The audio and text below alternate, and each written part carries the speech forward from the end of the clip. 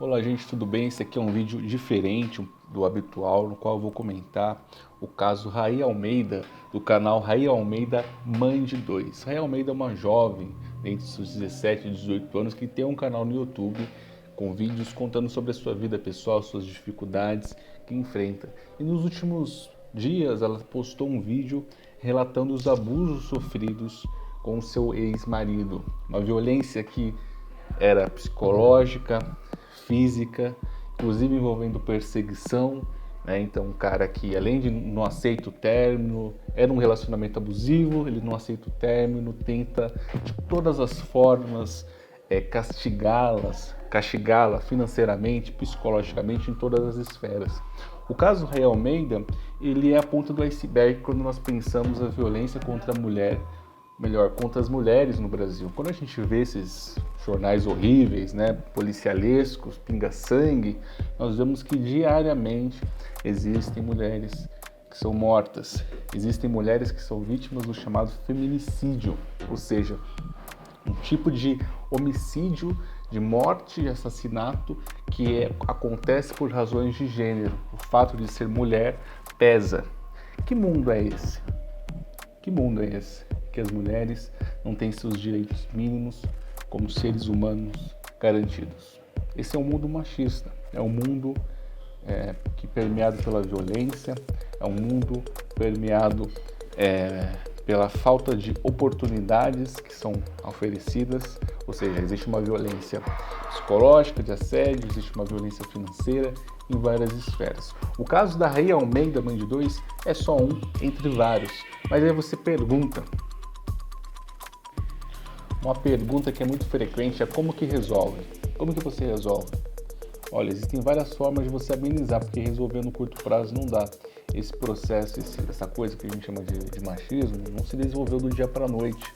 É um processo histórico de construção da ideia de uma pseudo superioridade masculina, certo? E para desconstruir isso e criar uma condição de igualdade total de gênero é um processo, obviamente, longo, né? Se dura séculos, milênios de uma construção de algo. Para desconstruir é difícil, não é impossível, é difícil. Quando nós observamos países que as mulheres vivem bem, ou seja, nível baixíssimo de feminicídio, ou seja, boas condições de trabalho, salários, se não igualitários, mas muito próximos, uma diferença muito pequena, esses países investem muito em educação, ou seja, tem um sistema educacional muito bom, inclusive ensinando com relação a questões de gênero. Outra coisa, leis importantes. Quando a gente pensa aqui no Brasil, nosso sistema, todo mundo fala, olha, a gente tem a Maria da Penha, a Lei Maria da Penha, mas muitas pessoas se esquecem que a Lei Maria da Penha só existiu por pressão internacional. Organismos internacionais pressionaram o governo brasileiro da época, certo? Falando, olha, vocês têm um nível altíssimo de feminicídio, vocês têm um nível muito grande de mulheres que morrem. Vocês precisam criar algum mecanismo, alguma política pública que resolva isso. Ou seja, não foi uma boa vontade ou uma espontaneidade interna do Brasil. Foi uma instituição, um organismo internacional que pressionou e que assim aconteceu. Tá? Outra coisa, preciso pensar locais de amparo a essas mulheres. Muitas se submetem a relacionamentos abusivos porque questão dos filhos, questão financeira, não tem para onde ir, não tem um lugar para onde ir. Ou seja, ou mora numa residência e se submete a uma condição deplorável ou passa fome na rua. Então você precisa criar infraestrutura. Existe hoje a Casa da Mulher Brasileira, mas seria muito importante ter toda uma rede descentralizada e espalhada por todo o Brasil que propiciasse que a mulher abusada pudesse se refugiar e não se preocupasse com a questão financeira. Que o Estado oferecesse um lugar para ela ficar com os filhos dela, assistência psicológica, assistência social, assistência total, completa, integral para ela e para as crianças, a possibilidade de um trabalho, creche, acesso à creche, possibilidade também de um ensino, ou seja, vai se profissionalizar para poder ganhar mais, aumentar o valor agregado da sua mão de obra e poder ganhar mais dinheiro e se sustentar. Isso é importante, tá bom? Então o caso da Raí, um caso que choca, Um caso que toca profundamente, né, em todos os seus seguidores, inclusive acompanham o canal, acho interessantíssimo. O relato dela se mistura ao relato de outras milhares, se não milhões de meninas que são mães precocemente.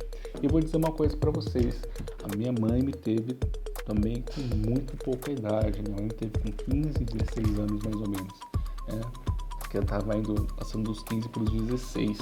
Então, são dados que me chocam, porque isso me toca. Isso me toca porque minha mãe foi, meu pai, obviamente, eles não se... Era uma outra situação, tá? Daqui, obviamente, mas era uma outra situação diferente, né? Não é que não era o caso de um relacionamento abusivo, eles só me tiveram, tá? Mas, ela foi uma mãe jovem. Pra vocês terem ideia, apenas 1% das mulheres que são mães antes dos 18 anos concluem ensino médio. Minha mãe chegou na pós-graduação. Minha mãe chegou a fazer intercâmbio. Eu tenho muito orgulho dela.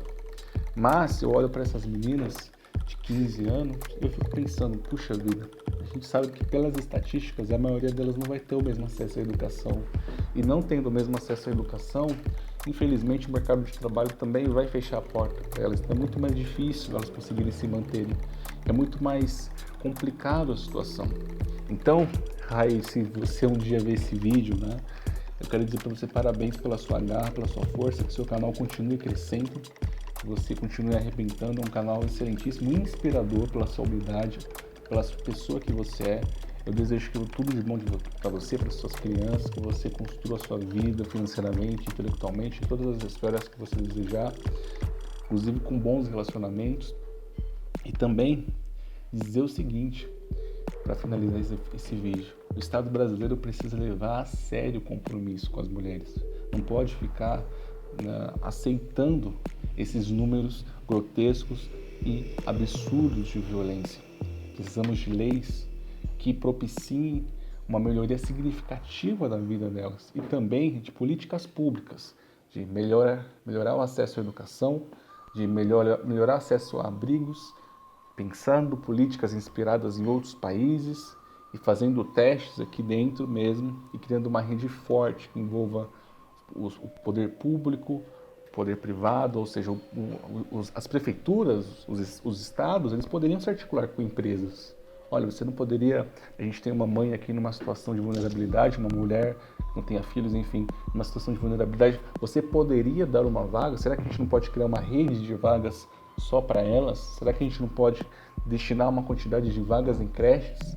Enfim, toda uma infraestrutura que poderia ser pensada, certo? Então, gente, esse foi o vídeo. Espero que você se inscreva se você gostou desse conteúdo e tchau, tchau.